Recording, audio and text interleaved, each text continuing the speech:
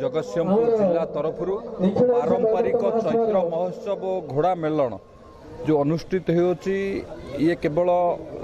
चैत्र महोत्सव नुह आम ओडिया लोककला ओडिया अस्मिता परंपरा को ये उज्जीवित करिबारे मध्य एक अनन्य परंपरा सृष्टि करुछि। आपण माने समस्त जानिथिबे ये चैत्र महोत्सव ये केवल एक आध्यात्मिक पर्व बा चैती पूर्णिमा एक आध्यात्मिक पर्व न ये आध्यात्मिक सांस्कृतिक एवं प्रकृतिर एक महान मिलन एवं जो स्थान रे अनुष्ठित होउछि माँ झंकड़ पीठरे माँ शारला पीठरे शारला कैवर्त महासंघर ये पीठर स्वतंत्रता अच्छी आम जिलार अधिष्ठित देवी माँ शारला पाखे असाध्य काम साधव हुए ये पीठरे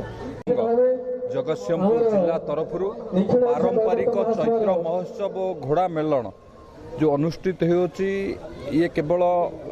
चैत्र महोत्सव नुह आम ओडिया लोककला ओडिया अस्मिता परंपरा को